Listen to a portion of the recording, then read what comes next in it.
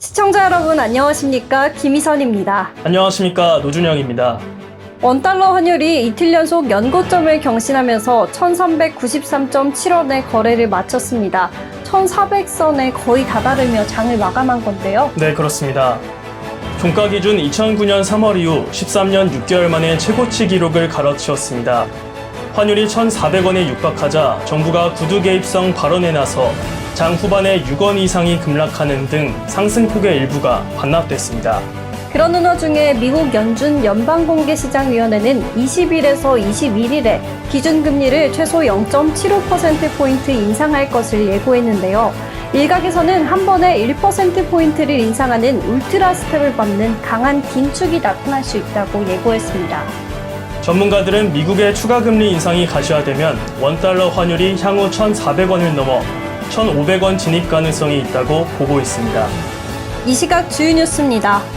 2022년 우리나라 사람들이 가장 신뢰하는 전직 대통령은 노무현, 박정희 전 대통령이었으며 문재인, 김대중, 이명박 전 대통령이 뒤를 이었습니다. 2007년부터 시작된 전직 대통령 신뢰도 조사에서 올해 문재인 전 대통령이 처음으로 등장해 15.1%를 차지하며 3위에 자리했습니다. 윤석열 대통령이 내주 미국 뉴욕에서 열리는 유엔 총회를 계기로 미국, 일본과 각각 양자 정상회담을 합니다.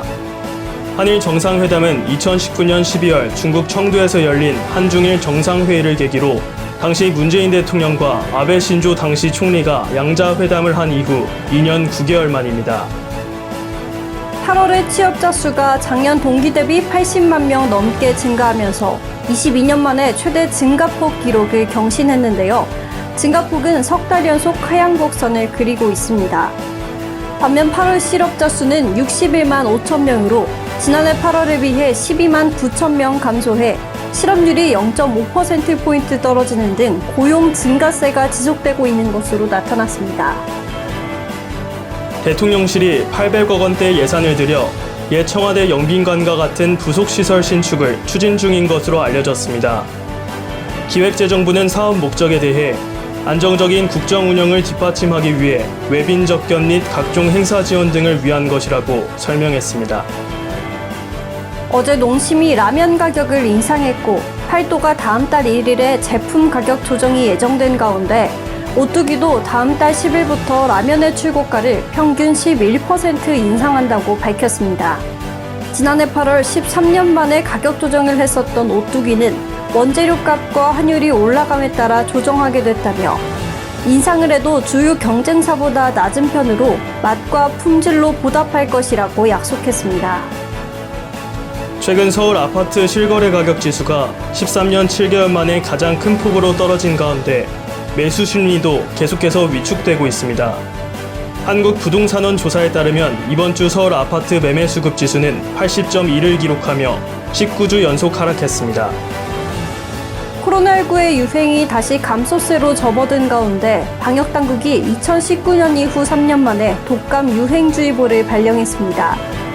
따라서 정부는 21일부터 내년 4월까지 생후 6개월부터 만 13세 이하 어린이와 임산부, 만 65세 이상의 고위험군을 대상으로 무료 예방접종을 실시합니다. 제14호 태풍 남마돌 여파로 18일부터 우리나라 남해안을 중심으로 강풍과 풍랑이 거셀 것으로 예보됐습니다. 경상 해안에는 19일 새벽부터 많은 비가 내리겠고 제주도는 폭풍 해일이 일 가능성도 있다고 기상청은 설명했습니다. 14일 밤에 발생한 신당역 영무원 스토킹 살인 사건이 전 국민의 공분을 일으키고 있습니다. 네, 그렇습니다.